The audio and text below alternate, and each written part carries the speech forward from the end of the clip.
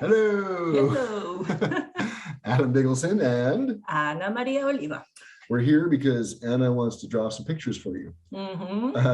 Tell us today, Anna, what kind of pictures are you going to draw? I want to do a very simple explanation about the contagion. Ooh, scary. Scary.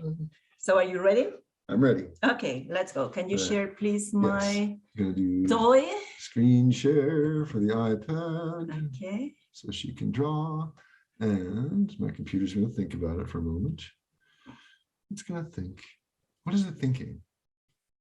Well, we are talking about thinking. So probably that's what your computer is doing. So let's take advantage of this. Okay. And let's think about what does think mean. Okay. We did a video on that already. Yeah, we did a video, but it's okay. Let's remind people, this is not about believing. This is thinking and having a critical and creative process of thinking. Okay. Okay, so that means that I'm going to have some inputs. I'm going to process them so as I can have an output that is consistent, coherent, and has no contradictions. Okay, we are looking for laws, not theories.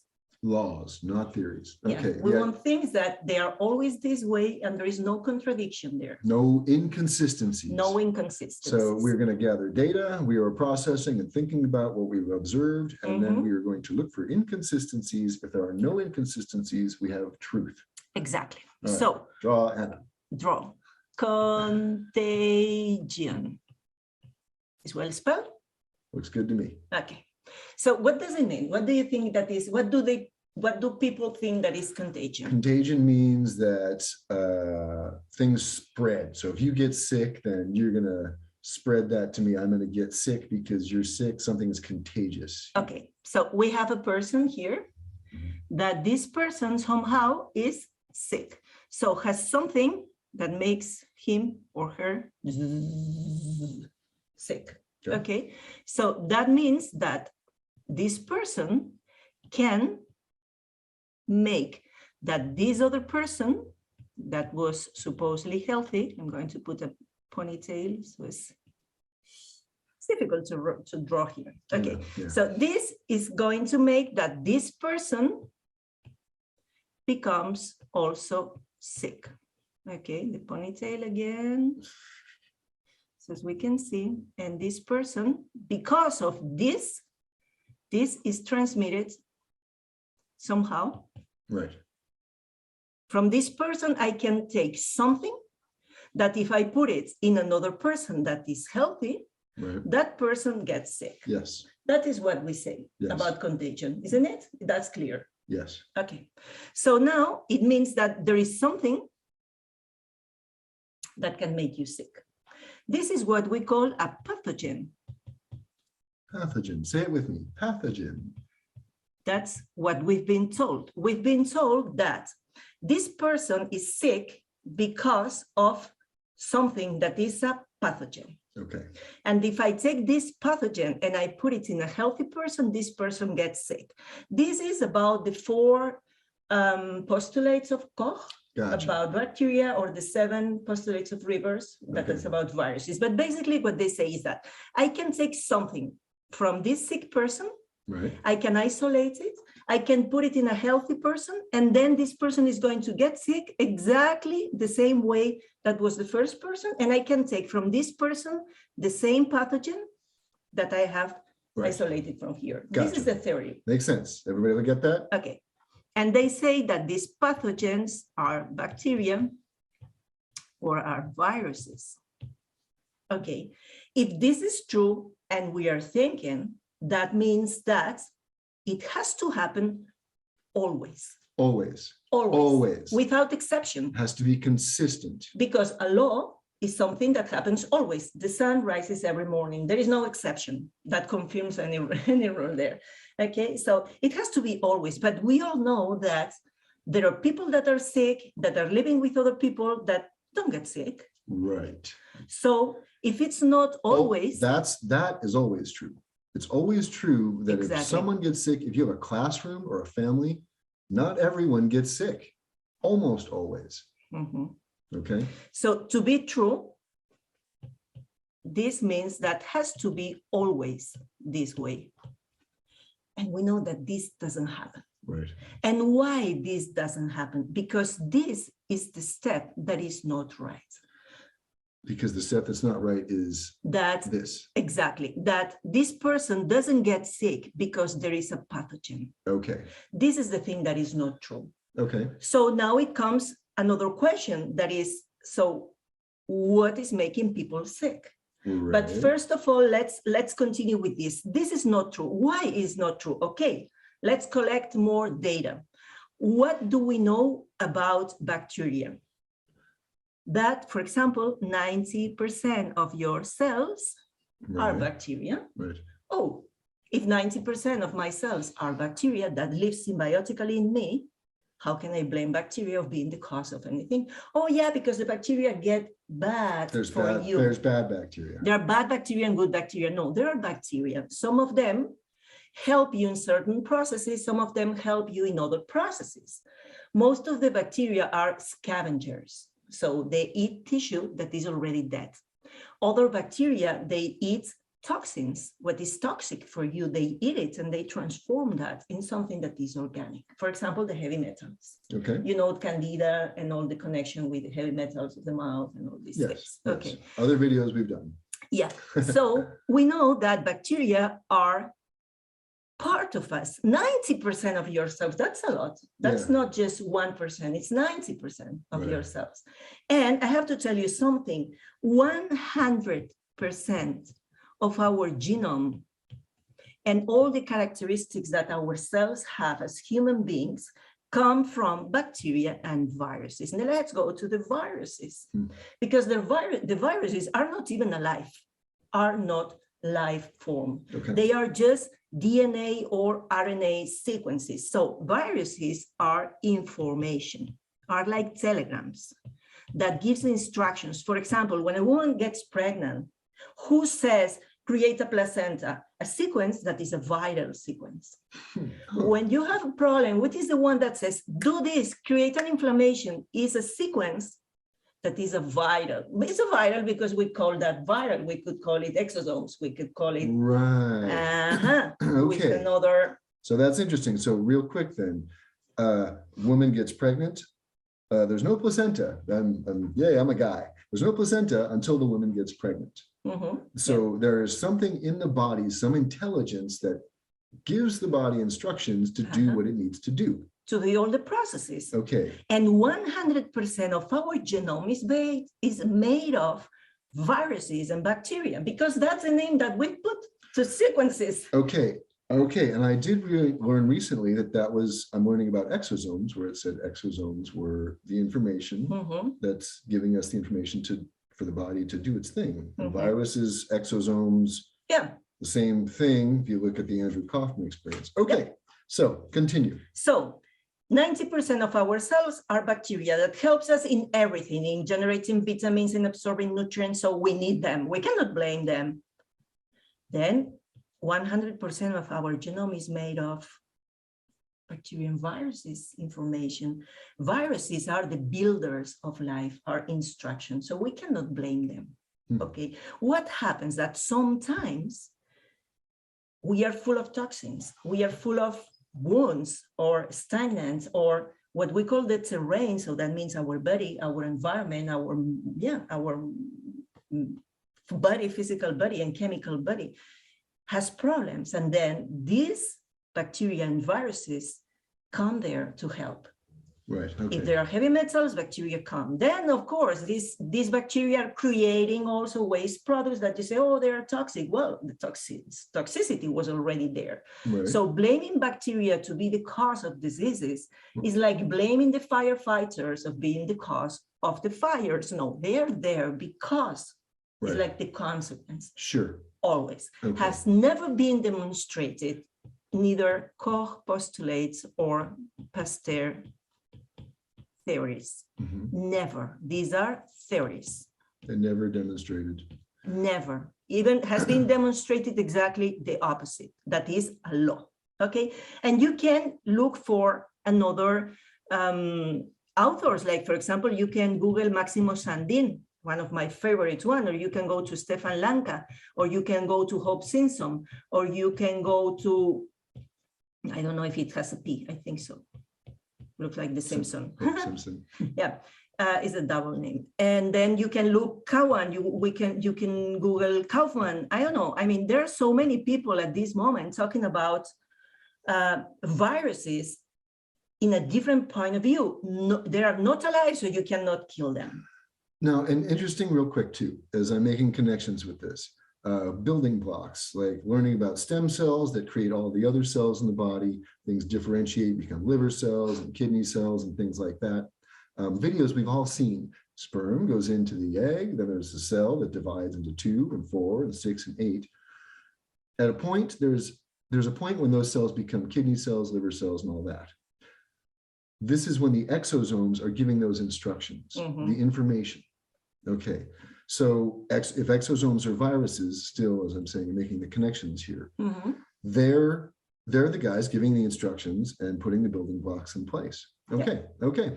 Yeah, exactly. Are just building blocks and just instructions. Okay, so you cannot blame the instructions of being the cause of anything, right? You know, and it has never been proven. So this is just, and you know, and this is about thinking. It's not about believing. I can tell you, has never been proven, and you have to believe that because there is no way you can check it. Right. But you can observe very easily that you have a cold, and I don't. Right. True. So the question is why sometimes you have a cold and I also have a cold. Right. So this is another question. Okay, so let's think. If there is no contagion, because of the basic thing that there are no such thing as pathogens, this is not the cause. So now the question is, so what's the cause? Right. Why do we get sick? Or why we say I'm sick? Right. Okay, so what is about sickness? So then we can think, for example, you and me go climbing a mountain. I have to tell you, you are more fit than I am at this moment. Okay. Okay, you know that. Yes. So if we both go climbing a mountain, we are going to have similar symptoms. Right. We are going to sweat. Sure. We are going to breathe stronger. And we are going to have our heart rate increases. Right. Does it mean that you have contagiated? How do you say that? I have caught something? Yeah. That's contagious. That I'm breathing harder or quicker and my heartbeat is quicker because you have transmitted that to me? Oh, I see. So we're both going through the same experience. Exactly. And we're feeling the same thing, but it's not that, yeah, you're not catching a heart rate change from me. You're not sweating because I'm sweating. I'm not making you sweat. You're not catching that. Exactly. You're not catching it. What you are doing is what we say an adaptation. I was trying to erase the last part. Which last part? This here, or I just create a new one. Might have to create a new one. Okay. Might have to create a new one. So here they say, done. You want to undo, or can I go to them? Can I do a new page? Do a new page. Okay. Let's go back and screen share as we do this. Let's see what we can do here. And go. So now the question is, we had that person that suddenly, or not suddenly, it's sick. Right. And we've seen that we cannot blame on something about a bacteria or a viruses, because first of all, it has never been demonstrated. Second, we have the experience, or we have this input, directly input in our personal experience that some people is sick and I don't get sick. Right. Okay, so it fails. This is not consistent. This is not coherent. There is no truth there. Okay. Okay, so the question is, so why we get sick? What is this? So that's a big question. Yeah. What is what we call a sickness or a disease or an illness? I don't know in English. Let's say illness. Illness. Disease is interesting because it's dis-ease, for whatever that's worth. For whatever. So for me, this is a collection of symptoms and signs that are showing, as we were talking about climbing the mountain, is showing you an adaptation. So symptoms are? Symptoms is the way that my body is trying to adapt to a change. Sure. It's cold outside. I start Right. shaking my body so as I can create that, Generate or I generate heat. Exactly, right? or I generate fever directly to Right. increase my We're metabolism. coughing because we're trying to get something out. Exactly. Okay, the nose is running because it's protecting and bringing things out. Exactly. Okay. So everything is about adaptation. Now, what changes? So as I need to adapt, okay, it changes the outer environment because it changes the composition of the air, the temperature, the chemical things that I'm eating, but it also changes inside me some things, sometimes my thoughts, sometimes my fears, my emotions. So it also depends on how do you consider yourself. You are going to include one thing or not in the cause of the diseases. But basically, any sickness is an adaptation that sometimes we do this adaptation simultaneously, like when we go up the mountain, we climb the mountain, we have the same symptoms. That doesn't mean that you have contagious. So, well, and hold that thought. So as the seasons change, there is a species of animals that will hibernate. There are some that will change color, that will shed their skin. So seasons change, we get flus, we get sicknesses. We are adapting, correct? Correct. Okay, so the season changed, the weather changed, the temperature, the humidity, things like that. Oh, interesting. Oh, interesting. We're adapting. I didn't make you sick. No, you didn't make me sick. I'm sick because I'm doing processes inside me, and this process have some symptoms, and these symptoms, since they are annoying, I say that's a sickness. Right, and we don't want those, so we want to stop those symptoms. Well, but if you stop the symptoms, you are stopping the adaptation, so you are not doing something that helps your body. So we should appreciate it, observe it, and understand that as we're going through an illness, we're adapting, and understand that this is an amazing thing that the body is. Yeah. And it's going through a process. We need to support it, not stop the cough with cough syrup and cough drops. The thing is that sometimes this adaptation is so difficult because you are so damaged that can even make you die. You cannot adapt, you die. It's as easy as that. So we have to be careful also in saying, okay, there are certain processes that, okay, we can help the body to deal with that. But one thing is helping the body to do what the body is trying to do. Another thing is doing exactly the opposite that the body is trying to do. If you have fever, people are scared and they want to stop the fever. Well, the body is trying to do something, so let's help. Sure. Okay. But let's think again, if these are not bacteria and viruses, because that's the key of everything. I mean, bacteria and viruses have been blamed of being guilty of something that they are not. So if we understand that this can never be this green thing that makes you a zombie, can never be a bacteria or a virus, then there is no contagion.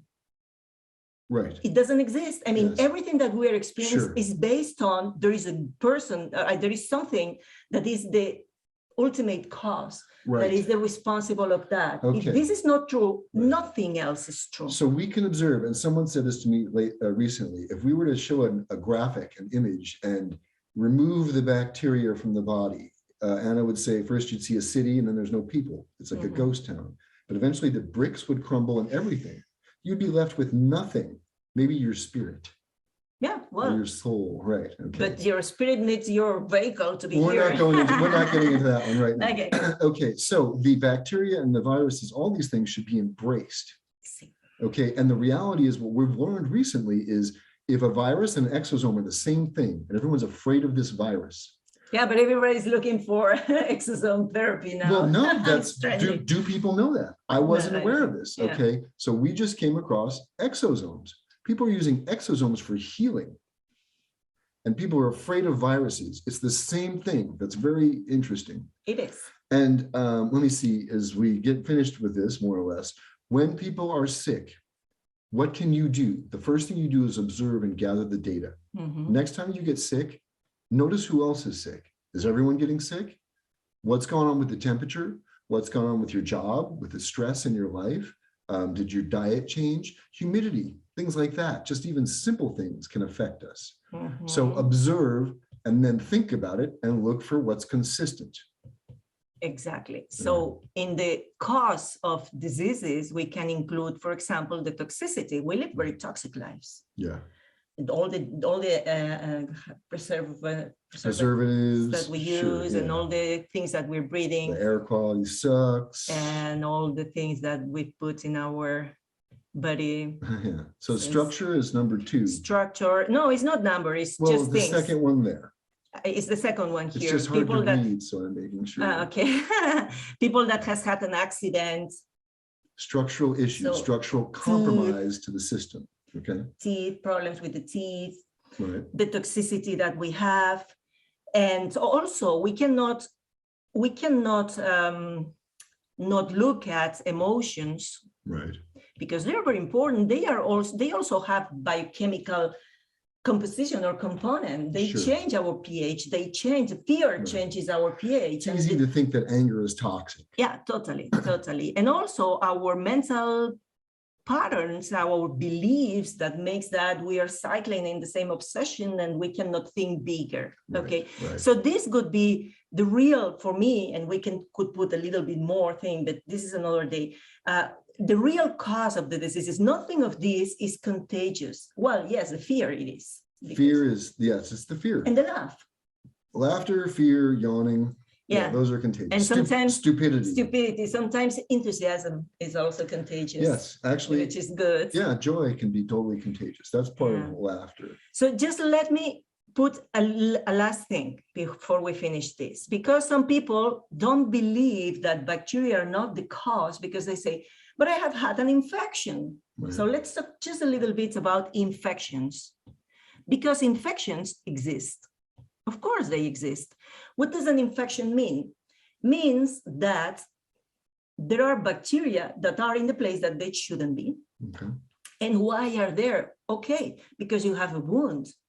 You have opened your skin, right. And then you go swimming to the dirty beach or pond or lake or whatever. So there are bacteria that are okay there, or probably they shouldn't be there either, but they go into your wound. So what's the cause? Is the bacteria? No. Right. Is that your skin was open and the terrain was damaged. Gotcha. Okay. Interesting. So sometimes we have infections, yes. And sometimes we could even need an antibiotic if we have a very acute infection that we cannot deal with. Yeah, it can happen. But it's very limited. It's just a few moments. It's not very often. Sure. So infections means that, for example, your lungs are very weak. You've been breathing through a mask. A dirty mask. For 2 years now. And of course, your mucos are totally inflamed, and this mask that you are wearing, of course, you're not going to change it every 2 hours. Right. So you are the whole day with your textile, like fabric or whatever cloth mask there that is full of bacteria. So at the end, those bacteria that shouldn't be there are going to go into your lungs that shouldn't be there. Recirculating, back. But it's not because of, oh, you made a mistake and this bacteria is bad. No, they are there because of something is wrong. Right. And they finally go there. So don't blame the bacteria, blame the change in your pH, blame the fact that you are not breathing, that you have low oxygen, blame your toxicity, blame the rest of the things that are the real cause. Right. The fact that the bacteria is there because it's trying, is kind of resonance with a process that you are doing. Right. Okay, so it's there because somehow it's trying to help you. And that's, I was going to say, in the end, the body, what the body is doing all the time is trying to survive. Exactly. So it's never going to attack itself. This is the autoimmune stuff, not. Exactly. We have to know very, very well that our body is designed to be healthy and it's going to do whatever it can to keep you alive, even if it's sacrificing a part, like when you have gout, that it puts in the toe. Yeah. Sure. Why? Because it's as far as they can from the rest of your vital organs. So it's going to, I sacrifice your toe. I don't care the toe, but be alive. So the body is always doing that. There is no such thing as the body making mistakes. Yes. That's ridiculous. That's just considering you as a machine. I'm sorry, you are not a machine. You're much bigger than that. Right. And much more grandiosity. How is that word? Grandiosity. Yeah, grandiose. Okay. Dad would say nature does nothing in vain. So we have a person that is sick. We cannot blame bacteria and viruses because has never been demonstrated. And we have our personal experience that is not true 100%. So if it's not 100% means there are inconsistencies. So Right. means there is no truth there. Yes. Let's look for the truth. What are the root cause of the illnesses? All these things and some more that we can add to this list. Other videos. Other videos. But this is about you and how you adapt to the things that are outside and inside you. Don't blame what is the 90% of your cells or the 100% of your genome. That makes no sense at all. So let's stop being scared of pathogens because it doesn't exist something Right. like a pathogen. Most of the things that we've been taught that are contagious, like the lepra. Lepra does exist in English? When they start losing the skin. Leprosy. Yeah, we were told that that's super contagious and infectious, and that's not true. Right. That's not true. That was just geopolitics. Like the first quarantines of the boat were just geopolitics. But just to stop the British to go to the Suez Canal. Right. You know? Okay. We're not getting into that. Okay. Not getting into that. In the end of this right now, it's about the terrain. Once again, it's the terrain, your inner environment in relation to the outer environment. And I would say, what makes you think that you stop at your fingertips when part of your respiratory system is in that tree over there? Okay. So when you get sick, observe. There are things you can do to support your body as it goes through what it's going through, and appreciate it. Sometimes you just need to stop. Your body will get you sick when it's time to stop, or things you need to adapt. So rest, relax. Chicken soup is a good thing. Yeah. Chicken soup with love is even better. So awesome, Anna. There's probably lots of questions about this, and we'll be involved with some of that. People like Andrew Kaufman have done videos on the Spanish flu.